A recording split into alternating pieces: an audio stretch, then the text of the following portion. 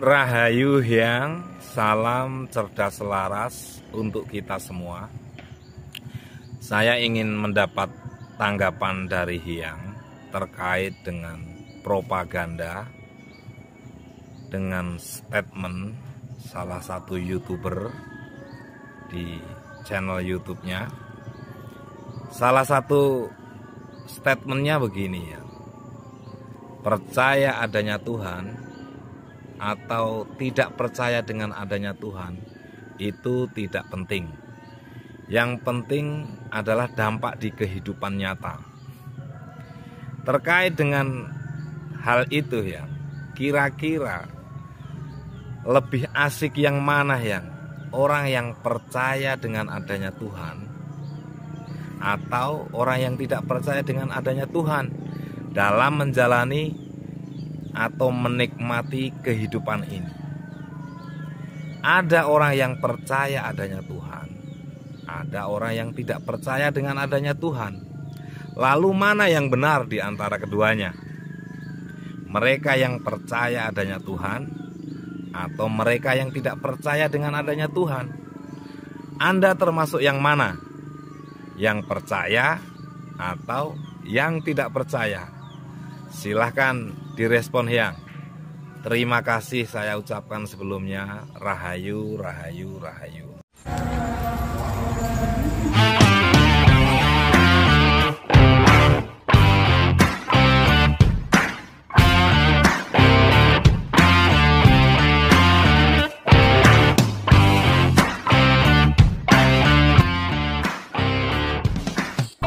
Salam satu hati para tandapan di mana saja berada. Pertama-tama Hyang mengucapkan puji syukur dan berterima kasih sebesar-besarnya kepada Tuhan yang Maha Cinta atas seluruh kenikmatan yang senantiasa Engkau anugerahkan kepada kami semuanya. Dan kedua, yang ingin mengucapkan terima kasih kepada Niang Rose Hamiza Aziha, Bunda Niang Rose Hamiza, yang selalu memberikan semangat dan dukungannya kepada Hyang dalam mendampingi hidup Hyang. Ada orang yang percaya adanya Tuhan, ada orang yang tidak percaya dengan adanya Tuhan. Lalu mana yang benar di antara keduanya? Lalu mana yang benar? Mana yang benar? Mana yang benar? Mana yang benar? Hampir setiap orang dengan mudah sering mengatakan kata benar atau tidak benar. Itu yang tidak benar, ini yang benar. Namun ketika kita tanyakan kembali kepada mereka, apa itu yang dimaksud dengan benar? Apa definisi yang sebenarnya dari istilah benar? Maka banyak di antara mereka yang tidak tahu persis arti kata benar yang sebenarnya. Dan muncullah berbagai macam makna dan definisi yang jauh dan berbeda-beda satu dengan benar yang itu lainnya. Kayak sesuatu yang pasti. Benar itu benaran sing asli. Arti benar, orang yang tidak berbuat salah. Benar itu segala sesuatu yang kita lakukan itu sesuai dengan fakta. Ya, sesuai dengan kenyataan. Oh, benar itu sebenarnya persepsi ya Pak. Seorang berbeda. Kalau saya melihat dari berdasarkan aturan. Lebih asik yang mana yang orang yang percaya dengan adanya Tuhan atau orang yang tidak percaya dengan adanya Tuhan dalam menjalani atau menikmati kehidupan ini? Ada orang yang percaya adanya Tuhan, ada orang yang tidak percaya dengan adanya Tuhan. Lalu mana yang benar di antara keduanya? Mereka yang percaya adanya Tuhan atau mereka yang tidak percaya dengan adanya Tuhan? Anda termasuk yang mana? Saya tidak termasuk di dalam kedua-duanya. Saya bukan kedua-duanya, baik yang percaya dengan adanya Tuhan maupun yang tidak percaya dengan adanya Tuhan. Karena secara substansial, tingkat pengetahuan mereka yang percaya dengan adanya Tuhan maupun mereka yang tidak percaya dengan adanya Tuhan masih berada di tangga pertama, yaitu masih ada di jenjang struktural, di mana bentuk dan tingkat pengetahuan mereka barulah dalam bentuk data-data dan informasi-informasi yang tersusun secara mekanis di dalam memori di otaknya.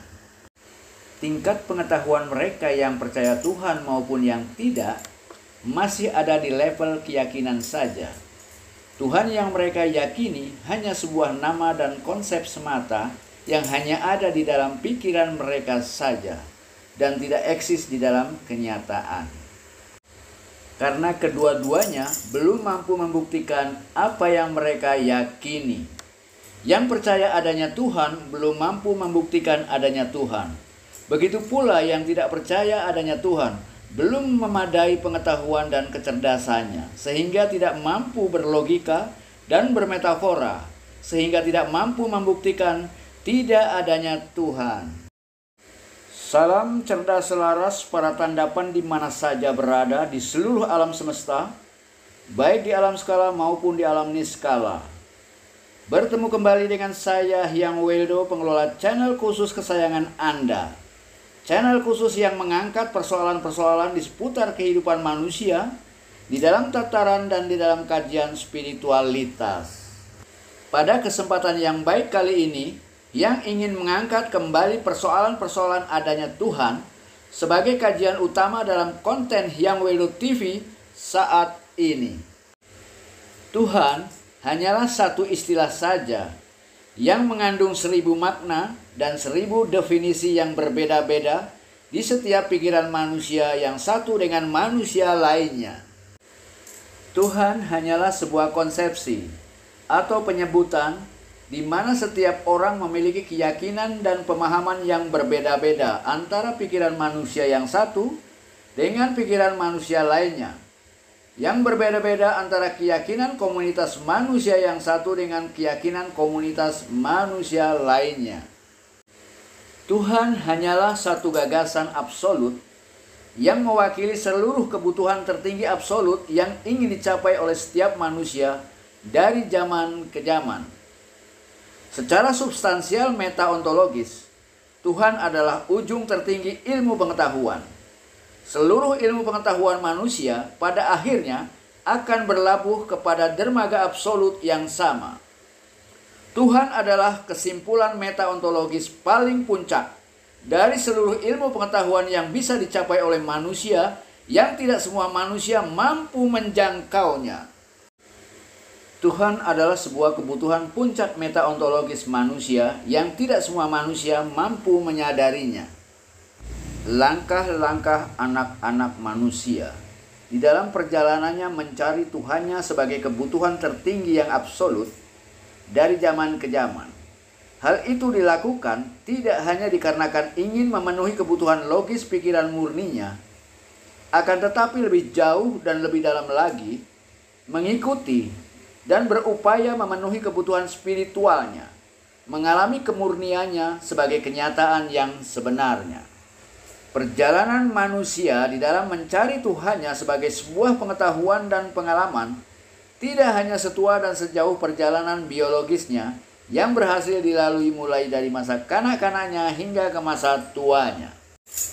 Akan tetapi secara meta-makrokosmik, manusia sudah berhasil melakukan perjalanan panjang secara spiritual dari masa-masa hidup sebagai Homo sapiens purba yang belum mengenal bahasa kata-kata sampai ke masa kini sebagai manusia modern di zaman milenial ini, di mana Homo sapiens milenial ini sudah mampu menciptakan artificial intelligence yang semakin hari semakin cerdas melebihi kecerdasan si pembuatnya, yang secara fenomenal mulai menguasai dan menjajah si pembuatnya.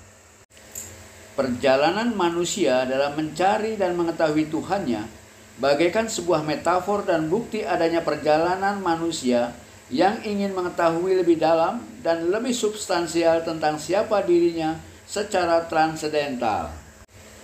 Dan begitu pula sebaliknya, jauhnya perjalanan manusia dalam mencari siapa dirinya yang sebenarnya secara saintifik dan secara filosofis bagai sebuah metafor laku perjalanan ilmiah manusia dalam menemukan Tuhannya di dalam kenyataan yang sebenarnya.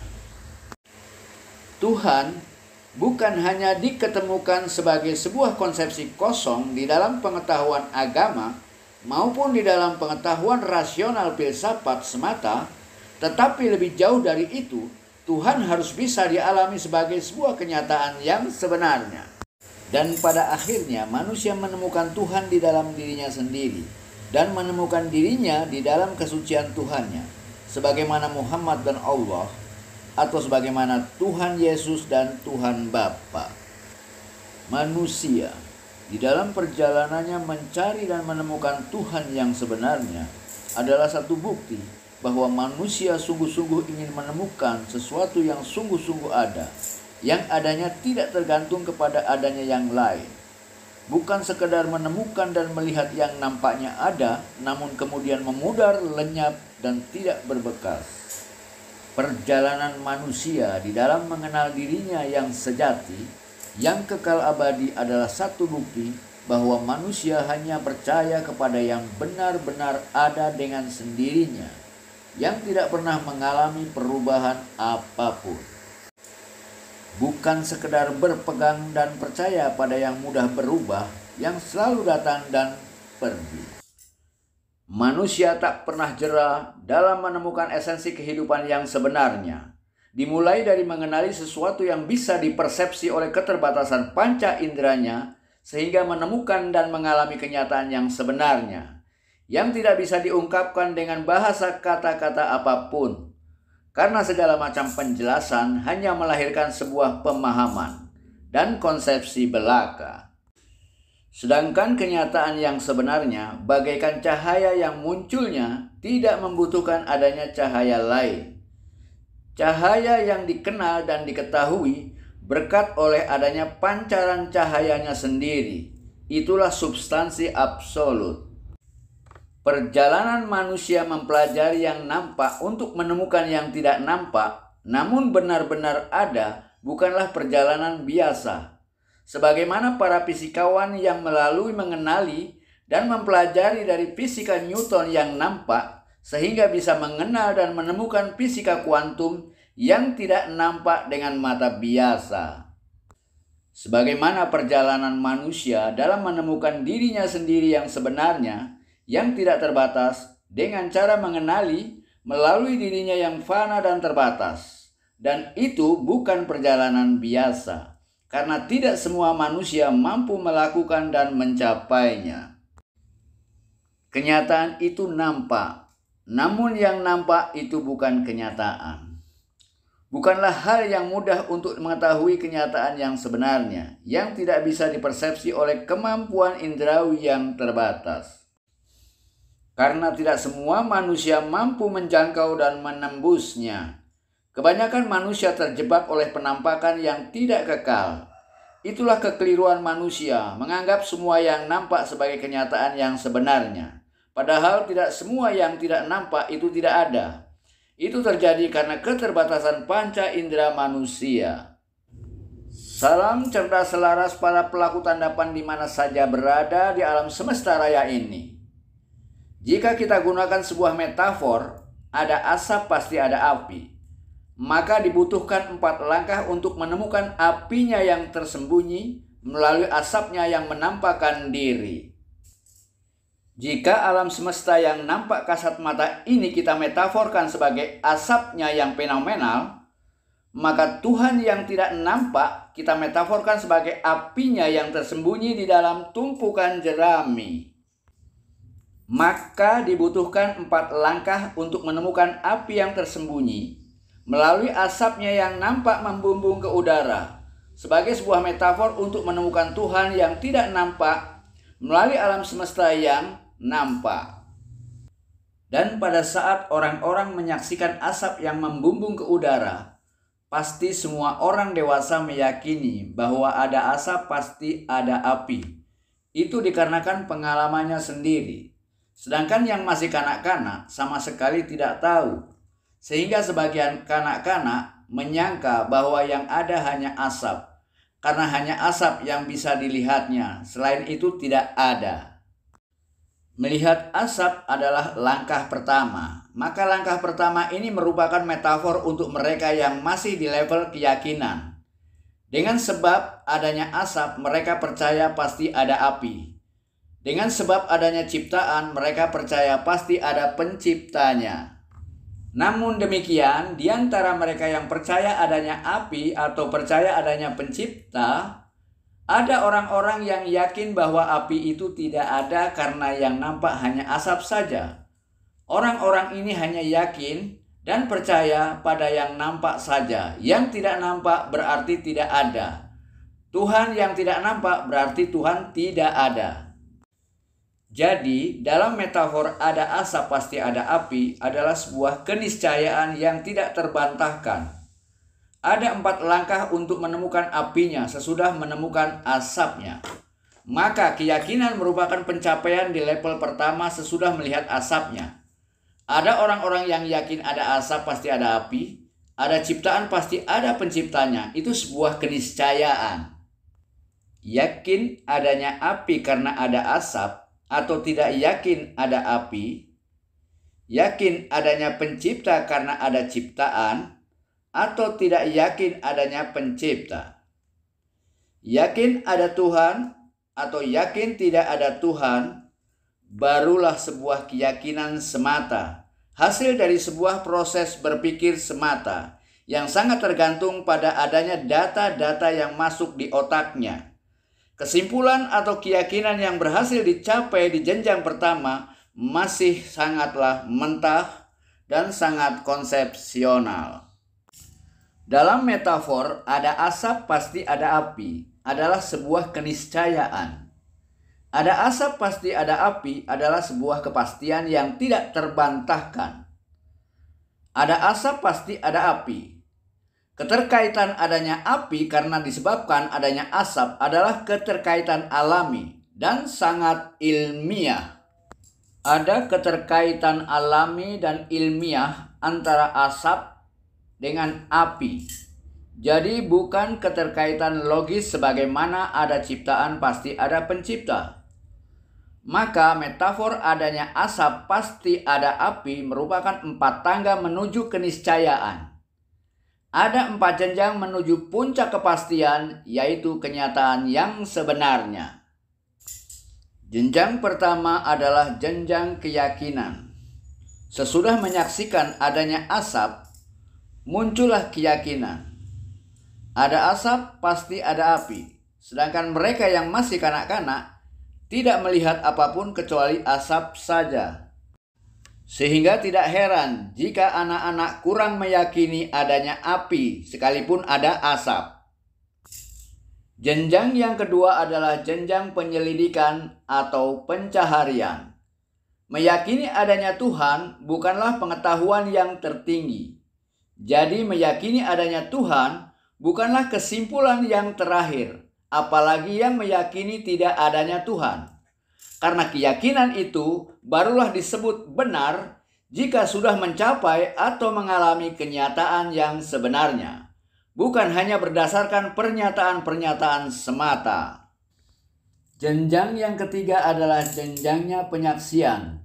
Jenjang di mana kita sudah mampu melihat atau menyaksikan rupa atau bentuk dari substansi yang sedang kita selidiki. Jadi sangat berbeda jauh secara kualitatif substansial pengetahuan yang kita peroleh di jenjang pertama, yaitu di jenjang keyakinan, dengan pengetahuan yang diperoleh di jenjang penyelidikan maupun di jenjang penyaksian. Pengetahuan yang kita peroleh di jenjang pertama, yaitu jenjang keyakinan, barulah mengetahui nama-nama dan sebutan-sebutan dari substansi absolut yang disebut Tuhan. Setiap agama menyebut Tuhannya dengan nama-nama dan sebutan-sebutan yang berbeda-beda dengan agama-agama lainnya. Dalam metafor api, barulah melihat asapnya sebagai tanda-tanda atau simbol adanya substansi yang sebenarnya di balik simbol-simbol yang muncul. Sedangkan pengetahuan yang kita dapatkan di jenjang ketiga atau di jenjang penyaksian adalah pengetahuan di mana kita sudah mampu melihat atau menyaksikan rupa atau bentuk yang sebenarnya dari substansi absolut Tuhan yang kita tahu nama dengan segala konsepsi teologisnya. Jenjang yang keempat adalah jenjang pembuktian. Jenjang di mana para pencari Tuhan mampu mengalami substansi absolut Tuhan di dalam kenyataan yang sebenarnya. Jenjang pembuktian merupakan anak tangga paling puncak dalam menyentuh kebenaran hakiki. Jenjang ini saya sebut sebagai jenjang substansial meta-ontologis. Suatu keyakinan, baik yang percaya dengan adanya Tuhan maupun yang tidak percaya dengan adanya Tuhan, merupakan pengetahuan yang ada di jenjang yang paling rendah. Merupakan anak tangga pertama sesudah manusia menggunakan panca inderanya untuk mengetahui yang ada. Keyakinan adanya api atau tidak hanyalah suatu kepercayaan yang hanya eksis di dalam pikirannya semata. Konsep api yang ada di dalam pikirannya harus disesuaikan dengan api yang sebenarnya yang ada di dalam kenyataannya, baik bentuk maupun rupanya. Keyakinan dengan adanya api tidaklah berhenti dengan melihat bentuk atau rupanya saja. Keyakinan yang meyakini adanya Tuhan maupun yang tidak yakin dengan adanya Tuhan tidaklah sempurna jika hanya dengan mengetahui nama dan sebutannya saja. Keyakinan yang percaya dengan adanya api atau yang tidak percaya dengan adanya api belumlah selesai sempurna jika hanya dengan mengetahui asap atau nama atau sebutannya saja. Apalah artinya sebuah nama jika kita belum menyaksikan wujudnya maupun mengalami kenyataannya? Suatu pengetahuan tentang api maupun tentang Tuhan belumlah sempurna kebenarannya jika belum mengalami kenyataannya, sekalipun sudah menyaksikan wujud-wujudnya. Bentuk api yang kamu lihat dengan matamu belum tentu api yang sebenarnya. Bisa saja bentuk api yang kamu saksikan hanyalah fatamorgana yang telah menipumu sebelum kamu menyentuh panasnya api. Wajah Tuhan yang kamu saksikan dengan matamu belum tentu wajah Tuhan yang sebenarnya jika kamu belum mengalami kenyataannya yang sebenarnya. Karena kebenaran hakiki hanya bisa dicapai dengan mengalami kebenarannya di dalam kenyataan yang sebenarnya. Sebagaimana kebenaran adanya api harus dibuktikan bukan hanya melihat wujudnya, melainkan harus sampai menyentuh panasnya api. Itulah kebenaran hakiki. Yakin dengan adanya api, dan ada yang yakin dengan tidak adanya api. Mana keyakinan yang benar? Persoalan keyakinan, baik yang yakin dengan adanya maupun yang yakin dengan tidak adanya, ada di jenjang yang pertama. Untuk membuktikan kebenarannya harus dibawa sampai ke jenjang yang terakhir, yaitu di jenjang yang keempat, yaitu jenjang pembuktian, sehingga secara akurat dapat diketahui kadar kebenarannya. Salam cerdas selaras para tandapan di mana saja berada. Dan kalau mau diteliti lebih jauh lagi, sebetulnya siapa yang disebut Tuhan? Dan banyak orang nggak tahu Tuhan itu siapa. Itu menjadi bahan selama ini kan hanya itu pencarian Tuhan, tapi Tuhan itu semua mencari keluar semua. Tuhan dan kita tuh nggak jauh beda. Istilah pengejawataan dia, pengejawataan, manifestasi atau ya bahkan kalau disebut manifestasi bukan hanya kita, tikus pun juga manifestasi. Artinya apa? Tuhan kan pernah bilang, kemana kamu melihat, yang kamu lihat adalah wajahku. Loh, itu ayat. Kemana saja kamu melihat, maka yang kamu lihat adalah wajahmu. Kamu lihat tikus, kamu lihat kecoa, tapi wajah bukan aku, gitu loh. Dia hanya pengejawantahan. Jadi setiap kita ini boleh disebut pengejawantahan Tuhan dari Tuhan itu sendiri. Tapi kita nggak boleh ngaku sebagai Tuhan. Sampai kan hanya nampaknya Tuhan, tapi bukan Tuhan. Karena untuk menjadi Tuhan yang sebenarnya, sampai harus punya kesadaran sebagai Tuhan juga, punya kekuatan sebagai Tuhan, punya kecerdasan seperti Tuhan. Nah, kalau cuma ngaku-ngaku tapi nggak bisa apa-apa, senengnya ngaku-ngaku.